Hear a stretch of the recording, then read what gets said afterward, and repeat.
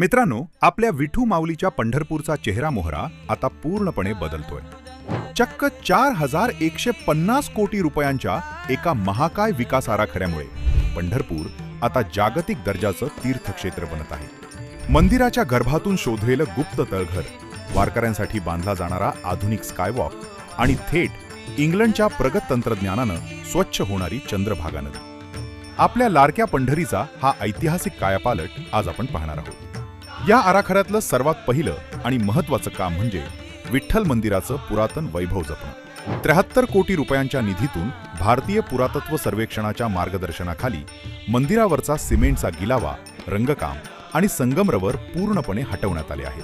यामुळे 700 वर्षांपूर्वीचं यादव आणि होयसळ काळातलं मूळ दगडी घडीव मंदिर पुन्हा बघता येईल. विशेष म्हणजे या संवर्धनादरम्यान मंदिराच्या आत एक गुप्त तळघर सापडलं. त्यात प्राचीन देवदेवतांच्या मूर्ती आणि ऐतिहासिक नाणी आढळली आहेत. मुख्य विठ्ठल मूर्तीची झीज रोखण्यासाठी रासायनिक संवर्धन केले जात आहे. भाविकांना दर्शनासाठी लागणारा 24 ते 30 तासांचा वेळ कमी करण्यासाठी 229 कोटी रुपये खर्चून 16,000 चौरस मीटरचा भव्य दर्शन मंडप उभारला जात आहे, जिथे 6,000 भाविकांची बसण्याची सोय असेल. इथून मंदिरापर्यंत 1 किलोमीटर लांबीचा अत्याधुनिक स्कायवॉक बांधला जात आहे. सोबतच तिरुपती आणि शिर्डीच्या धर्तीवर TCSच्या सहकार्यानं टोकन दर्शन प्रणालीची चाचणी सुरू आहे. शहराबाहेर केंद्रीय मंत्री नितीन गडकरी यांच्या पुढाकारातून संत ज्ञानेश्वर महाराज आणि संत तुकाराम महाराज पालखी मार्गांचे 4,416 कोटी रुपये खर्चून 4 पदरी राष्ट्रीय महामार्गात रूपांतर होत आहे.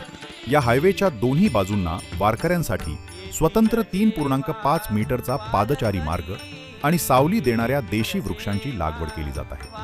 अंतर्गत रस्त्यांचे काँक्रिटीकरण आणि 162 कोटींच्या नगर प्रदक्षिणा मार्गाचे रुंदीकरण यामुळे चिखलाचा त्रास आता संपणार आहे. चंद्रभागा नदीला प्रदूषणमुक्त करण्यासाठी नमामि चंद्रभागा अभियान सुरू करण्यात आलंय. शहरातलं सांडपाणी शुद्ध करण्यासाठी 25 कोटी रुपये खर्चून इंग्लंडच्या प्रगत सेबर जैवतंत्रज्ञानावर आधारित प्रकल्प सुरू झाला आहे, जो दररोज 15 दशलक्ष लिटर प्रदूषित पाण्यावर प्रक्रिया करतो.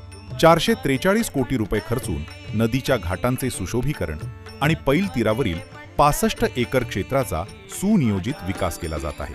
तसंच गरीब भाविकांच्या निवासासाठी राजा पंढरीनाथ आणि माऊली भक्त निवास यांसारखी अद्ययावत व परवडणारी केंद्रे उभारण्यात आली आहेत. मुख्यमंत्री देवेंद्र फडणवीस यांच्या अध्यक्षतेखालील समितीनं मंजूर केलेल्या या आराखड्याचं काम पुढील 30 महिन्यात पूर्ण करण्याचं उद्दिष्ट आहे. पायाभूत सुविधांचा हा विस्तार सामान्य वारकऱ्याचा प्रवास अधिक सुकर करेल.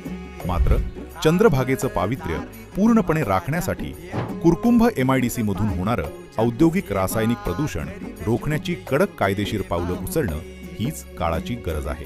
इतिहास, पर्यावरण आणि आधुनिक तंत्रज्ञानाचा हा त्रिवेणी संगम आपल्या पंढरीला जागतिक पातळीवर घेऊन जाणार आहे. तुम्हाला पंढरपूरचा हा नवीन विकास आराखडा कसा वाटला आम्हाला कमेंट करून नक्की सांगा.